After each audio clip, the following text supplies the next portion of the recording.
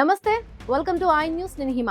Delhi blast కేసులో కీలక పరిణామం చోటు చేసుకుంది. ఎన్ఫోర్స్మెంట్ డైరెక్టరేట్ అల్ ఫలాహ్ గ్రూప్ చైర్మన్ జావేద్ అహ్మద్ సిద్దికీని 2002 నాటి మనీ లాండరింగ్ నిరోధక చట్టం సెక్షన్ 19 కింద అరెస్ట్ చేసింది. అల్ ఫలాహ్ తో సంబంధం ఉన్న చోట్ల ఇటీవల జరిగిన సోదాల సమయంలో లభించిన ఆధారాలుగా ఈడీ చర్యలు తీసుకుంది. ఢిల్లీ పోలీసులు క్రైమ్ బ్రాంచ్ నమోదు చేసిన 2 ఎఫ్ఐఆర్ల ఆధారంగా ఈడీ అల్ ఫలాహ్ గ్రూప్ పై చర్యలు తీసుకుంది. ఫరీదాబాద్ కు చెందిన అల్ ఫలాహ్ విశ్వవిద్యాలయం న్యాక్ అక్రిడేషన్ పై తప్పుడు ప్రకటనలు చేసిందని, తద్వారా విద్యార్థులు, తల్లిదండ్రులు, ఇతర వాటాదారులను తప్పుదారి పట్టించి లాభాలను ఆర్జించిందని ఎఫ్ఐఆర్ లో ఆరోపించారు. యూజీసీ చట్టం 1956లోని సెక్షన్ 12B ప్రకారం గుర్తింపు పొందినట్లుగా యూనివర్సిటీ తప్పుడు ప్రచారం చేసిందని, వాస్తవానికి యూజీసీకి అల్ ఫలాహ్ విశ్వవిద్యాలయం సెక్షన్ 2F కింద మాత్రమే రాష్ట్ర ప్రైవేటు విశ్వవిద్యాలయంగా గుర్తించినట్లుగా స్పష్టం చేసింది.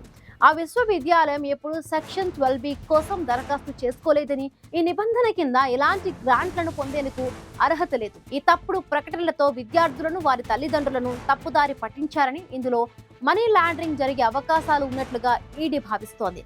విశ్వవిద్యాలయం, అనుబంధ సంస్థల ఆర్థిక కార్యకలాపాలపై ఈడీ సమగ్ర దర్యాప్తును నిర్వహిస్తోంది.